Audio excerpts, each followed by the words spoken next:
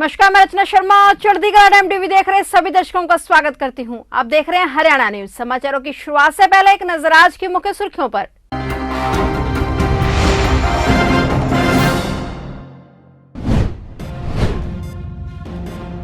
मुख्यमंत्री मनोहर लाल 21 नवंबर को मानेसर में गोल्डन कार्ड वितरण कार्यक्रम का करेंगे शुभारंभ। आयुष्मान भारत योजना के तहत प्रदेश के जरूरतमंद परिवारों को मिलेगा लाभ।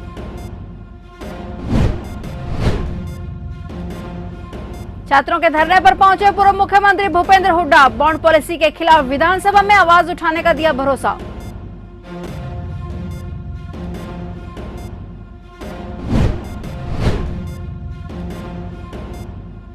दो माह से लापता आशा वर्कर की हत्या, छुटकारा पाने के लिए प्रेमी ने उतारा था मौत के घाट।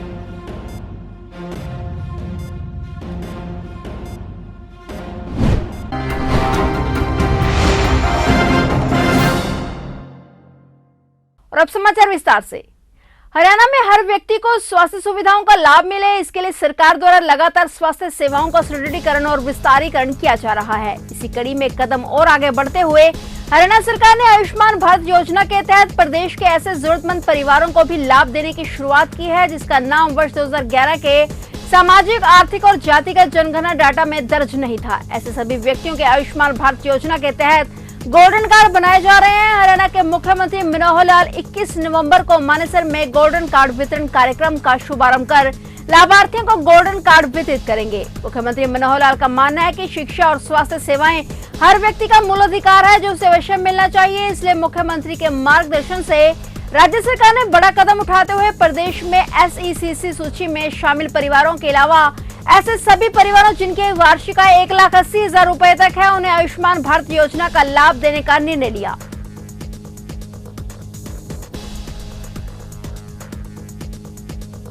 मुख्यमंत्री मनोहर लाल के मीडिया सलाहकार अमित आर्य ने कहा कि पत्रकारों को समाज के प्रति जवाबदेह बनना चाहिए। प्रेस दिवस पर सभी पत्रकारों को अधिकारों के साथ साथ कर्तव्य की भी बात करनी चाहिए। हरियाणा सरकार प्रदेश में पत्रकारों के लिए निष्पक्ष और निडर लेखन के लिए माहौल उपलब्ध करवा रही है। सरकार ने पत्रकारों के कल्याण के लिए कई कदम उठाए हैं। हरियाणा प्रदेश पहला प्रदेश है इसमें प्रदेश भर के पत्रकारों के लिए पेंशन और सामाजिक सुरक्षा देने का काम किया गया है। सरकार आने वाले समय में भी पत्रकारों के कल्याणार्थ कदम उठाएगी। उन्होंने उल्लेख करते हुए कहा कि प्रदेश के मुख्यमंत्री हरियाणा के सभी पत्रकारों को अपना पारिवारिक सदस्य मानते हैं। वह उनके सुख दुख में हमेशा शामिल रहे और रहेंगे। उन्होंने सभी पत्रकारों को राष्ट्रीय प्रेस दिवस की बधाई दी। वहीं सीएम के मीडिया कोऑर्डिनेटर जगमोहन आनंद ने कहा कि पत्रकार समाज के सजग प्रहरी के तौर पर अपनी भूमिका निभा रहे हैं। पत्रकार समाज को जागरूक करने का तो काम करते ही हैं, साथ ही अपनी लेखनी के माध्यम से हर वर्ग को लाभान्वित करते हैं। मानव सेवा संघ में आयोजित सम्मान समारोह जिन जिन पत्रकारों ने अपने अपने कार्य क्षेत्र में उत्कृष्ट योगदान दिया है, उनको सम्मानित किया गया। दिवस मनाया गया है, पत्रकारों को सम्मानित किया गया है। बहुत खुशी की बात है, क्या संदेश? गर्व की बात है, गौरव की बात है। और मैं तो बहुत खुश हूँ। मेरे को अच्छा लग रहा है कि समाज के द्वारा जिस तरीके से पत्रकारों को सबको सम्मानित किया गया है। आज नेशनल प्रेस डे भी है और मैं मुख्यमंत्री जी की तरफ से और सरकार की तरफ से और तमाम सब साथियों को बहुत बहुत शुभकामनाएं देता हूं, बहुत बहुत बधाई देता हूं आज के दिन में। और आज ये जो कार्यक्रम किया सामाजिक संस्था है येस वी कैन, उनकी पूरी टीम को बधाई देता हूं कि उन्होंने करनाल के उन तमाम सब पत्रकारों को, चाहे वो प्रिंट से जुड़े हुए हैं, चाहे इलेक्ट्रॉनिक से जुड़े हुए हैं, डिजिटल मीडिया से जुड़े हुए हैं, मैं बत्रा जी को और उनकी पूरी टीम को बहुत बहुत बधाई देता हूँ। और मैं ये कहना भी चाहूँगा कि जब समाज आपके काम को अप्रिशिएट करता है तो खुशी भी होती है और जिम्मेवारी भी बढ़ती है। खुशी तो होती है, हमारी जिम्मेवारी और बढ़ती है समाज के प्रति और जिसको कहते हैं देश के प्रति। इस तरह के कार्यक्रम आगे भी होने चाहिए। बिल्कुल होने चाहिए। मैं तो कहूँगा कि बत्रा जी से प्रेरणा लेके और तमाम सारी संस्थाएं, वो पत्रकार, वो जर्नलिस्ट जो जिसको कहते हैं कि इतनी मेहनत ही नहीं, मैं तो इसको कहूँगा ये प्रोफेशन के साथ साथ ये पैशन है। ये बिना पैशन के तो ये प्रोफेशन हो ही नहीं सकता है ना। तो हम कितनी दुश्वारियों में काम करते हैं, कितनी कठिन परिस्थितियों में काम करते हैं, तो समाज जब उसको अप्रिशिएट करता है तो कम से कम हमारे काम करने की इच्छा शक्ति और बढ़ती है। हरियाणा के पूर्व मुख्यमंत्री और नेता प्रतिपक्ष भूपेंद्र सिंह हुड्डा बॉन्ड पॉलिसी के विरोध में धरने पर बैठे मेडिकल छात्रों से मिलने पहुंचे। इस मौके पर उन्होंने छात्रों की मांगों का समर्थन करते हुए इस मुद्दे को विधानसभा में उठाने का भरोसा दिलाया। हुड्डा ने कहा कि प्रदेश के सरकारी कॉलेजों में बॉन्ड पॉलिसी लागू करने का सरकार का फैसला नीतिगत तौर पर गलत है। उन्होंने कहा कि लाखों की बॉन्ड पॉलिसी और 20 गुना फीस बढ़ोतरी के चलते गरीब और मध्य वर्गीय परिवार अपने बच्चों को मेडिकल शिक्षा नहीं दिला पाएंगे। यही वजह है कि हरियाणा में दाखिले के इच्छुक विद्यार्थी अन्य राज्यों में पलायन के लिए मजबूर हो रहे हैं। उन्होंने कहा कि कांग्रेस सरकार शिक्षा को व्यवसाय नहीं बल्कि जिम्मेदारी समझती थी, वहीं प्रदेश की गठबंधन सरकार शिक्षा का व्यवसायीकरण कर रही है। वहीं छात्रों ने कहा कि जब तक सरकार बॉन्ड पॉलिसी को पूरी तरह से वापस नहीं लेगी तब तक उनका यह धरना इसी प्रकार चलता रहेगा।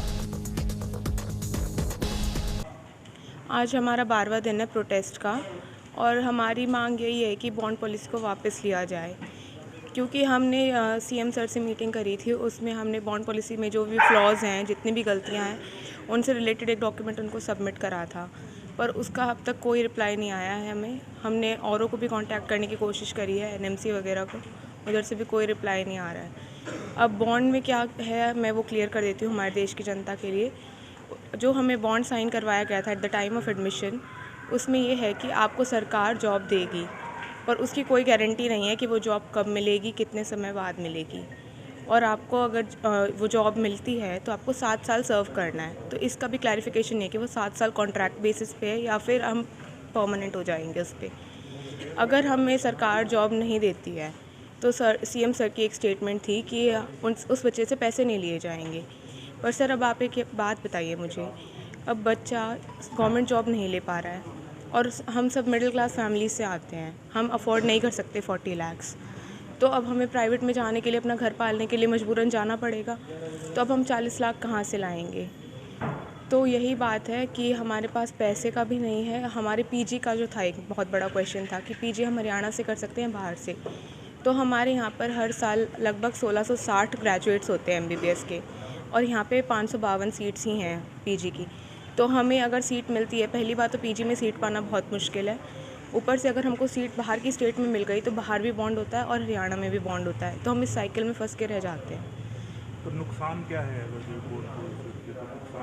नुकसान ये है कि एक तो हमें जॉब की जो गारंटी है वो नहीं दी जा रही है, एक हमें ये नहीं बताया जा रहा है कि आपको एमबीबीएस के कितने समय बाद जॉब दी जाएगी। कुछ भी लिखित में नहीं आया हमारे पास। पीजी की कोई अश्योरेंस नहीं है कि हम पीजी कर सकते हैं, नहीं कर सकते हैं, कहाँ से कर सकते हैं। और दूसरा सबसे बड़ा मुद्दा जो है, देश की जनता, हमारी प्रदेश की जो जनता है, उसके लिए बहुत हानिकारक साबित होगी पॉलिसी। अब हमारे यहाँ पे पहले हरियाणा की मेरिट 1000 पे रुक जाती थी, अब वो 6000 12,000 पे गिर जाएगी आने वाले समय में। जो हरियाणा की क्रीम जिसको मानते हैं हम कि वो एमबीबीएस में आती है, वो अब बाहर जा रही है, दूसरी स्टेट्स में जा रही है। ये हमने देखा है इस काउंसलिंग में, क्योंकि 37 में से 1 सीट गई थी फर्स्ट राउंड में। तो अब ये अच्छे डॉक्टर्स आने वाले समय में कम हो जाएंगे। वो इस बॉन्ड में बंद के नहीं रहना चाहेंगे जहाँ पे ना जॉब सिक्योरिटी है, ना पीजी कर सकते हैं, ना आगे की पढ़ाई।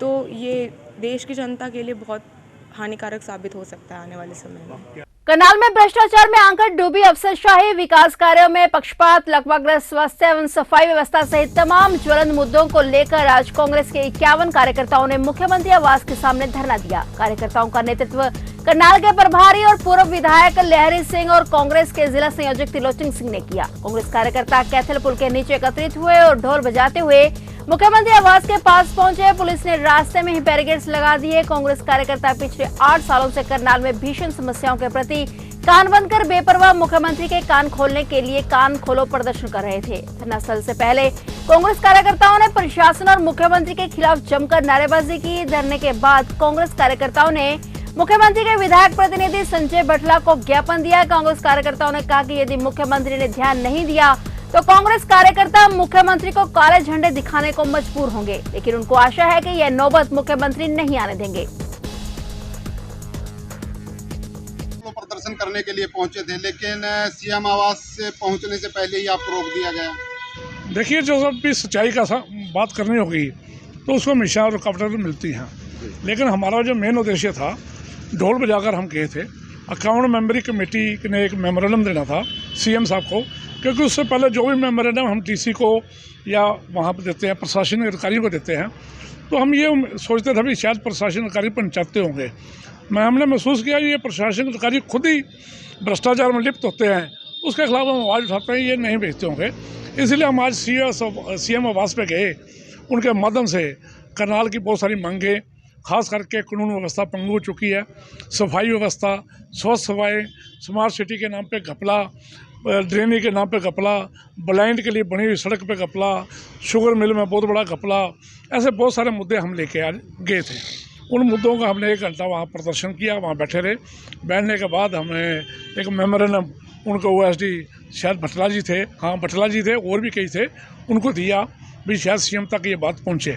उन्होंने सवाल किया अगर पत्रकारों ने भी CM नहीं सुनते तो, मैं कहा अगर CM नहीं सुनते तो हम ये सोचेंगे भ्रष्टाचारों के खिलाफ जब हम बात उठाते हैं तो CM साहब का उन पर आशीर्वाद है, तभी भ्रष्टाचार हो रहा है। अगर CM साहब स्मार्ट सिटी के बारे में बात नहीं सुनते, इसे देखे जो अनदेखी हो रही है उसमें CM साहब का हाथ है। इन बातों को लेकर आज हमने मेमोरेंडम दिया है। आप पहले भी प्रदर्शन करते रहे हैं लेकिन कोई कार्रवाई नहीं होती, कार्रवाई को लेकर के आज क्या बात कही गई आपकी तरफ से? देखिए आज भी उनके OSD ने यही बात कही कि हम CM साहब को आपका पत्र पहुंचा देंगे, आगे क्या कार्रवाई होती है देखेंगे। नहीं होगी तो आज मैंने प्रेस के माध्यम से एक ये कहा है, ये हमें शोभा तो नहीं देता हम अपने CM को काले झंडे दिखाएं, उनका घराव करें, लेकिन हम मजबूर होंगे क्योंकि करनाल की जनता में त्राही त्राही मची हुई है। चाहे कल्पना चावला मेडिकल कॉलेज हो, स्मार्ट सिटी हो, बरसातों में पानी का हो, ऐसा ऐसा सिस्टम जो है सारों को लेकर, और ख़ास करके शुगर मिल में जो बहुत बड़ा भ्रष्टाचार जो हुआ उसको लेकर अगर बात नहीं सुनेंगे तो हम काले झंडे भी दिखाएंगे और उनका घराव भी करेंगे। कैबिनेट मंत्री अमित हेयर ने आम आदमी पार्टी पर सवाल उठाने वालों को जवाब दिया है। अमित हेयर ने पंजाब भवन चंडीगढ़ में प्रेस वार्ता करते हुए कहा कि मान सरकार पंजाब के खजाने में बढ़ोतरी करने को लेकर संजीदा है। पंजाब सरकार के नए हथियार लाइसेंस पर अगले 3 महीनों के लिए रोक लगा दी गई है। पिछले लाइसेंसों को लेकर भी जांच की जा रही है कि लाइसेंस किसके कहने पर कैसे बने। उन्होंने आगे कहा कि देश के गृह मंत्री अमित शाह ने पंजाब एवं यहाँ की सरकार को बदनाम करने की कोशिश की है। वहीं पंजाब में अपराध की स्थिति पर बोलते हुए अमित हेयर ने कहा कि देश में सबसे ज्यादा 7.4% क्राइम उत्तर प्रदेश में, हरियाणा में 3.8 है और देश के 10 बड़े राज्य जिनमें सबसे ज्यादा क्राइम है, पंजाब क्राइम रेशो में 15वें नंबर पर है। उन्होंने ये भी कहा कि पंजाब में जो भी घटनाएं हो रही हैं उनमें शार्प शूटर हरियाणा से ही आते हैं। उन्होंने कहा कि देश के 10 बड़े राज्यों में से 5 राज्यों में बीजेपी की सरकारें हैं। लगातार पंजाब नूं हर मुद्दे ते जिहड़ी बदनाम करन दी कोशिश जिद्दण दी आम आदमी पार्टी दी सरकार बनी है ते जिद्दण दी आम आदमी पार्टी दी गुजरात दे विच चढ़त शुरू हुई है, जिद्दण दे गुजरात दे लोग भी कहण लगे है कि सानू भी बदलाव चाहिए, इत्थे अरविंद केजरीवाल दी पार्टी दी सरकार चाहिए है। उदण दा लगातार हर मुद्दे ते आम आदमी पार्टी दी सरकार नूं बदनाम किया जा रहा है। पराली दे मुद्दे नूं लैके भी इस तरह किया जा रहा है, ਉਹਦੇ भी पक्ष असीं तुहाडे सामने सामने रखे सी। उवें ही तुसीं देखो कि साडे गृह मंत्री अमित शाह जी वालों पंजाब दी सरकार नूं बदनाम करन दी कोशिश है जिहड़ी वो कीती जा रही है। मतलब कि तुसीं देखो आपां सारे पंजाबी हाँ, इहदे नाल कल्ली जदों देश दा गृह मंत्री कहंदा इंटरनेशनल पद्धर ते जिहड़ी साडे सूबे दी बदनामी हो रही है ते जिहड़े फैक्ट्स है वो बिल्कुल अमित शाह जी दियां जो गल्लां ने, जो उन्हां दा बयान है बिल्कुल उहदे उल्ट ने, क्योंकि अमित शाह जी कोल तां सारा डाटा हुंदा। आ जिहड़ा डाटा मैं तुहाडे सामने पेश करना ये कोई मैं नहीं लैके आया, उन्हां दे डाटा जिहड़े सेंटर सरकार दे NCRB दे। करनाल जिले में प्रेमी ने अपनी प्रेमिका से छुटकारा पाने के लिए उसकी हत्या करके उसके शव को बोरे में डालकर नाले में फेंक दिया। मामले का खुलासा आरोपी ने खुद पुलिस पूछताछ में किया। फिलहाल आरोपी पुलिस की गिरफ्त में है और आज पुलिस आरोपी को अदालत में पेश कर रिमांड पर लेकर पूछताछ करेगी। वहीं रेणु के शव का पोस्टमार्टम करवाकर शव परिजनों को सौंप दिया जाएगा। बता दें कि करनाल के न्यू प्रीतम नगर के रहने वाली आशा वर्कर रेणु मूल रूप से स्मालका की रहने वाली थी। साल 2005 में करनाल के न्यू प्रीतम नगर के रहने वाले परविंदर के साथ उसकी शादी हुई थी। जांच में सामने आया कि यूपी निवासी रविंदर पिछले काफी समय से करनाल में काम कर रहा था। रेणु का पिछले 4 साल से रविंदर के साथ प्रेम प्रसंग चल रहा था। 8 माह पहले किसी बात को लेकर इन दोनों में झगड़ा हुआ था, जिसके बाद रेणु ने रविंदर की शिकायत पुलिस में की थी। रेणु अब भी उससे प्रेम करती थी, लेकिन वह अब इस रिश्ते को खत्म करना चाहता था। इसके चलते उसने बीते 19 सितंबर को उसकी हत्या करके शव को बोरे में डालकर गंदे नाले में फेंक दिया था।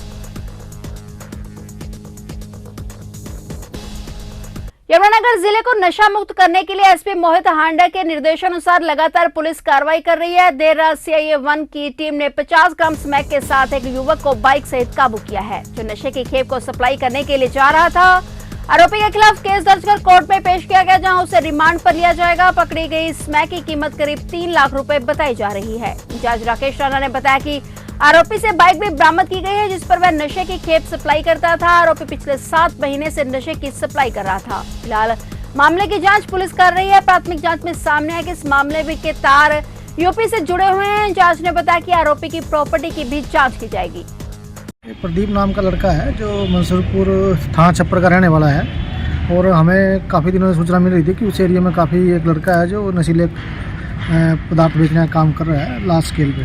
तो कल हमने गुप्त सूचना के आधार पर नाकाबंदी करके और इसको वहाँ अधोया मोड़ पे गिरफ्तार किया है, और उसके कब्जे से मौके पर 50 ग्राम स्मैक हमें बरामद हुई है। कब से काम करता है, कुछ पता लगा? हाँ, ये 10-12 महीने से 8-10 महीने से कह रहा है कि मैं काम कर रहा हूँ, और अच्छे स्केल पे वहाँ पे ये मात्रा में इसको नशे को सप्लाई कर रहा है। इसको प्रॉपर्टी भी जांच की जाएगी? हाँ, अभी सारा आज इसका हम रिमांड लेंगे, और ये कहाँ से लेके आता है, इसके मूल स्रोत का पता लगाने की कोशिश कर रहे हैं कि कहाँ से लेके आता है। वहाँ भी हम जाएंगे, पूरे चैन को उसको हम क्रैक करेंगे, और इसकी प्रॉपर्टी भी अगर इसने कोई इससे बना रखी है तो उसकी भी हम जाँच करेंगे।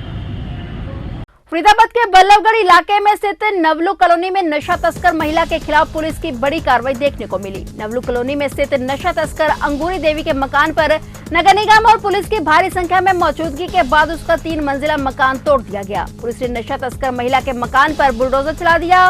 पुलिस के मुताबिक आरोपी महिला के खिलाफ फरीदाबाद के अलग अलग थानों में नशा तस्करी के 8 मुकदमे दर्ज हैं। पुलिस ने कहा कि नशा तस्करी कर अर्जित की गई कमाई से बनाए गए 2 जगहों पर मकानों पर बुलडोजर चलेगा। उसके खिलाफ 8 अभियोग नशा बेचने के गांजा के दर्ज हैं। 3 अभियोग आदर्श नगर थाने में है, 4 अभियोग थाना शहर बल्लभगढ़ में है। जब आदर्श नगर थाना नहीं बना था, जब से ये दिख रही है, बहुत दिनों से ये गांजा बेचने का सप्लाई करने का काम करती है राजीव कॉलोनी में। अच्छा, 120 गज का इसका राजीव कॉलोनी मकान है, उसकी भी तोड़फोड़ की कार्रवाई होगी, और 30 गज का मकान यहाँ पे है। आज ये नगर निगम के अधिकारियों द्वारा यहाँ तोड़फोड़ की जा रही है। ये लगातार जो कार्रवाई चल रही है, अभी तक कई सारे हमले कर चुके हैं, तोड़फोड़ की जा चुकी है।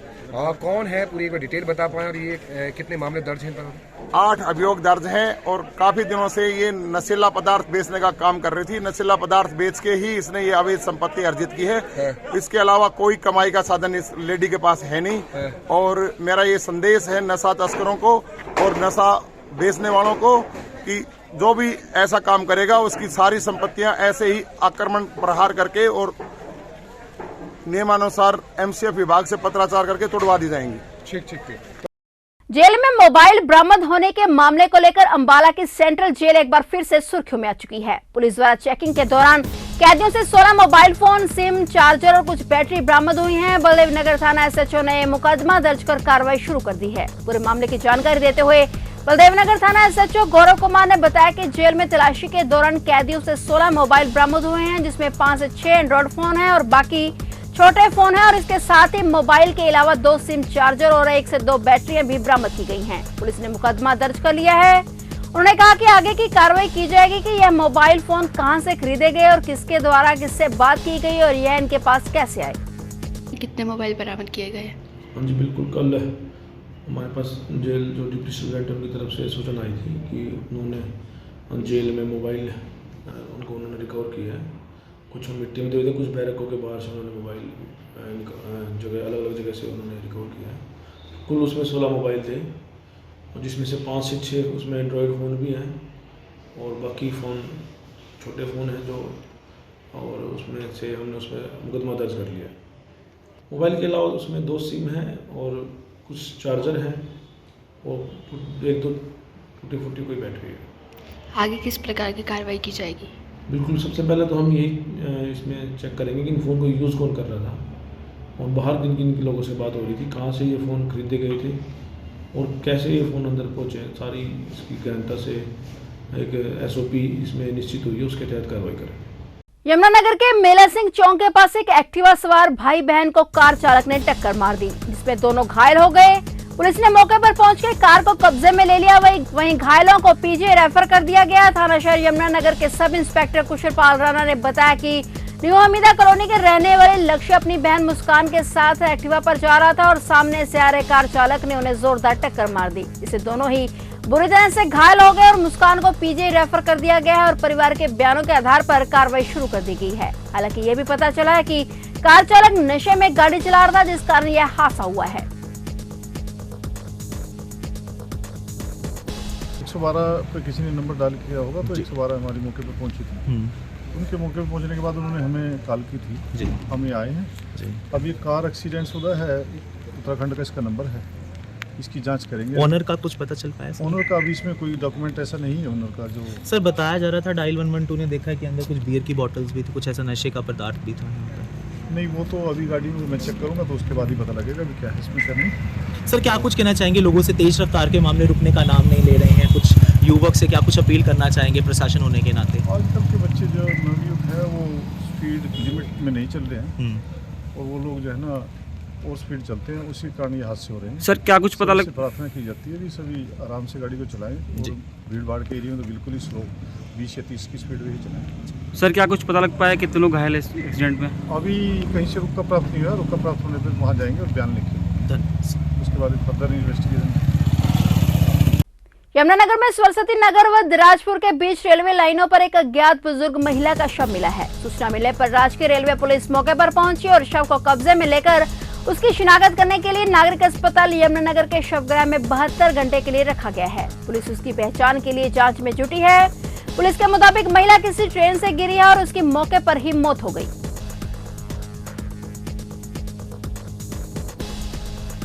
ऐसा सुबह 7:58 पे एक हमारे पास मीमो आई थी रेलवे के मुस्ताबाद SS के मार्फत यहाँ से मिली थी हमारे को, जिस पे कार्रवाई के लिए जसविंदर सिंह SI और लेडी कांस्टेबल प्रियंका ये दोनों गए थे मौके पे।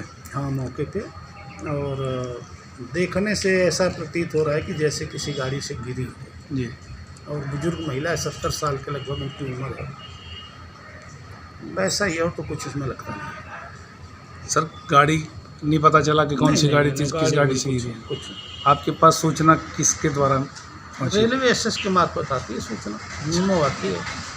अभी तक इसके बारे में कोई पता नहीं चला? नहीं, अभी तो सुबह की बात है। बीते 25 साल से नरकीय जीवन जीने पर मजबूर और निगम में टैक्स देने के बावजूद भी लोगों को मूलभूत सुविधाएं नहीं मिल रही हैं। इसको लेकर वार्ड नंबर 12 के महिला व पुरुष बड़ी संख्या में निगम कार्यालय मेयर मदन चौहान से शिकायत करने के लिए पहुंचे और वार्ड नंबर 12 की शंभू कॉलोनी के अजय कुमार का कहना था कि यहाँ के वासी पिछले 25 वर्षों से बिना मूलभूत सुविधाओं के रह रहे हैं। उन्होंने कहा कि यहाँ पर वोट मांगने तो सभी आते हैं और वायदे भी करते हैं, पर आज तक कभी यहाँ पर किसी तरह का कोई विकास कार्य नहीं हुआ है। उन्होंने कहा कि वहाँ की गलियां पूरी तरह से कच्ची हैं, बिजली की व्यवस्था ठीक नहीं है, पीने का पानी नहीं है और जल निकासी की भी कोई व्यवस्था नहीं है। एक तरफ जहाँ डेंगू बीमारी तेजी से फैल रही है, वहाँ लोगों की जान जाने का भी खतरा बना हुआ है। उन्होंने कहा कि आज मेयर मदन चौहान ने एक गलियों के काम शुरू करने का आश्वासन दिया है और कहा है कि अगर 1 महीने के अंदर ये काम शुरू नहीं हुआ तो अन्य मांगों का समाधान नहीं किया गया तो सभी कॉलोनी वासी सड़कों पर उतरने से गुरेज नहीं करेंगे। वहीं निगम के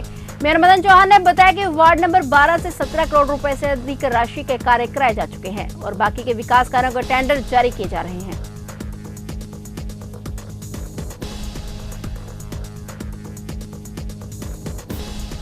देखिए, जहाँ तक हमारे आउटर के लोग रहने वाले हैं, आउटर इन द सेंस की जो बाहर कच्ची कॉलोनियाँ थी हमारी, वो 2018 में हमने सारे अप्रूव करी हैं और उनके अंदर से हमने मैक्सिमम अप्रूव करने का काम किया है। और अभी कल भी हमने हाउस में देखा होगा आपने, कुछ 12 नंबर वार्ड 18, 19, 20, 21 में जो रह गई थी कॉलोनियाँ, वो सारी की सारी हमने पास कर दी और बहुत जल्द इनमें काम लगेगा। मैं समझता हूँ कि आने वाले 3 महीने के अंदर जो 100% हमारी न्यूली अप्रूव्ड कॉलोनियाँ थी, सब में हम काम स्टार्ट करने वाले हैं।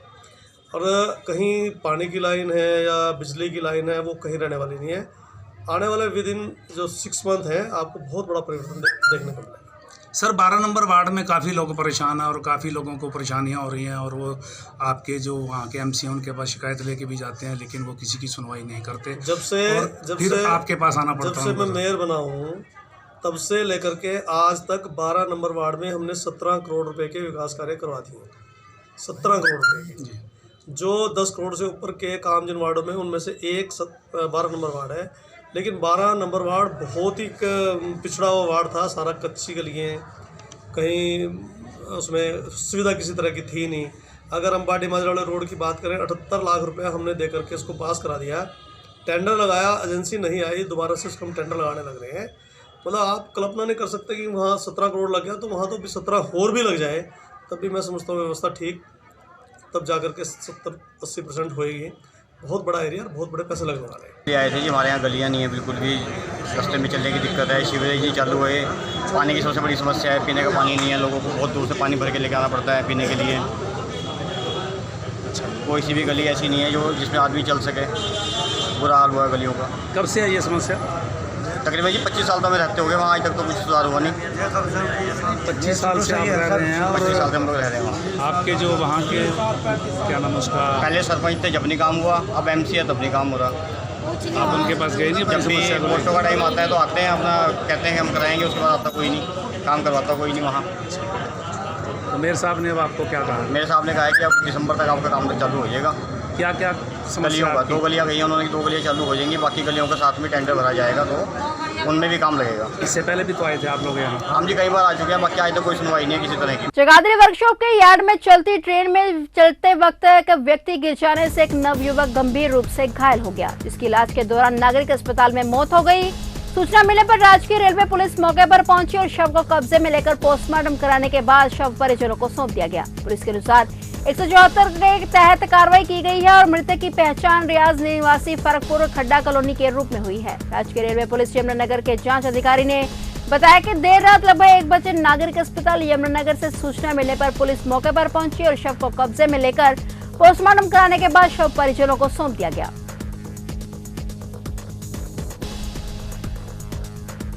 राजेश काबूजा जी। राजेश जी, क्या कॉल गई थी आपके पास? एक कॉल एक्सीडेंट की आई थी जी, रेलवे ट्रैक पे कोई एक्सीडेंट हुआ जिसके लिए कॉल आई थी जी। जी, तो कितने बजे कॉल आई थी आपके पास? ये कॉल कोई 8:20-25 के लगभग आई थी जी। जी, तो आप मौके पर पहुंचे, कितने लोग इंजर्ड थे वहाँ पर? इंजर्ड सिर्फ एक ही था जी बंदा जी। ये अपना ये जो रेलवे ट्रैक है जी, ये क्रॉस करके ना सारा जो नीचे से जाता है जी, ये रेलवे फाटक जो क्रॉस करके जाता है जी, अंडरपास से उधर से लेके आए जी हम इसको जी। उधर से आप लाए? हाँ जी। तो काफी चोटें हैं इसको? हाँ जी, हाँ जी। एक ना पूरी जो लेग है वो इंजर्ड है जी। तो क्या मौके पर कोई पुलिस का बंदा कोई पहुंचा था, कोई टीम का वहाँ? नहीं, वहाँ पे कोई नहीं था। हरियाणा पुलिस या रेलवे पुलिस कोई मौके पर पहुंची थी? देखो जैसा तो कुछ नहीं लगा जी, हमने जैसे ही स्ट्रेचर निकाला जी गाड़ी से, ऐसे हम उसको उठा के लाए जी वहाँ से। तो परिवार आ गया है मौके पर? हाँ जी, हाँ जी। उत्तर रेलवे के महाप्रबंधक आशुतोष गंगाल अंबाला छावनी DRM ऑफिस पहुंचे, जहां पर वीडियो कॉन्फ्रेंसिंग के माध्यम से उन्होंने चंडीगढ़ में सांसदों के साथ एक मीटिंग में हिस्सा लिया। रेलवे में सुपरवाइजर के अपग्रेडेशन के लिए भी कई सारे फैसले लिए गए। मीडिया से बातचीत करते हुए उन्होंने बताया कि इस मीटिंग का मुख्य उद्देश्य था कि रेलवे में सुपरवाइजर के लिए अपग्रेडेशन का निर्णय लिया है, जिस पर जैसे ही कोई नोटिफिकेशन आएगा इस पर कार्रवाई करेंगे और निर्णय को जल्द ही पूरे करने की कोशिश करेंगे। इसमें आपने जैसे देखा होगा, माननीय मंत्री जी ने एक कैबिनेट के फैसले से अवगत कराया है, जिसमें रेलवे के सुपरवाइजर्स के लिए अपग्रेडेशन का प्रपोजल है और वो जल्दी से जल्दी इम्प्लीमेंट करने के लिए उन्होंने आश्वासन भी दिया है, आप लोगों ने सुना भी है। तो जैसे ही ये घोषणा और नोटिफिकेशन इशू होता है, तुरंत हम लोग नॉर्दर्न रेलवे के संबंधित हम लोग शुरू करेंगे, बाकी जोन भी अपना अपना कार्य करेंगे। तो इसमें हम जल्दी से जल्दी इस निर्णय को इम्प्लीमेंट करने की। डीसी डॉक्टर संगीता तेतरवाल ने हरियाणा राज्य 55वीं स्कूल खेल प्रतियोगिता का महाराजा सूरजमल स्टेडियम से शुभारंभ किया। इस मौके पर खिलाड़ियों को शपथ दिलाई गई। इसके साथ ही खिलाड़ियों द्वारा मार्च पास्ट किया गया। 3 दिवसीय खेल प्रतियोगिताओं में प्रदेश के सभी जिलों के स्कूलों के खिलाड़ियों ने भाग लिया। ये संदेश देना चाहूँगी कि इस कंपटीशन के अंदर पूरे दिल से 100% एनर्जी के साथ 100% डेडिकेशन के साथ भाग लें। ये आपके फ्यूचर की एक शुरुआत है। इसके अंदर आप जितना सीरियसली खेल भावना के साथ पार्टिसिपेट करेंगे, हो सकता है कि आप जिस इंटरेस्ट के साथ में इस स्पोर्ट्स में आगे बढ़े हो, उस स्पोर्ट्स में आप बहुत ऊंचाई तक जाएंगे। मैडम जी, यहाँ से बच्चों के बारे में, उज्ज्वल भविष्य के बारे में क्या कहना चाहूँगी? खिलाड़ी कहाँ से आए? यहाँ पे आज सारे ही जिलों के जूडो और क्रिकेट के पार्टिसिपेंट्स आए हैं। बहुत ही फ़ख्र का विषय है ये कि मेवात की किसी माँ ने आज सोचा है कि मैं अपनी बेटी को भी घर से 200 किलोमीटर दूर खेलने के लिए भेजती हूँ। महेंद्रगढ़ की बेटियाँ हमारे पास में हैं, रेवाड़ी से बच्चे आए हैं, पलवल से बच्चे आए हैं। सारे ही स्टेट के छोटे छोटे बच्चे जो 9 साल से 10 साल के 11 साल के बच्चे हैं वो हमारे टीचर्स की रहनुमाई में यहाँ पे आए हैं। हमारे लिए बहुत ही फ़ख्र की बात है। उन परिवारों के ऊपर हम गर्व महसूस करते हैं जिन्होंने इतनी शिद्दत के साथ में हमारे सिस्टम पे भरोसा करते हुए अपने बच्चों को यहाँ पे भेजा है। उन परिवारों को मेरा सलाम और इन बच्चों को उज्जवल भविष्य की बहुत बहुत शुभकामनाएं। तो ये थे हरियाणा के समाचार और नए समाचारों के साथ फिर से हाजिर होंगे। तब तक के लिए देखते रहिए चढ़ती कला टाइम टीवी।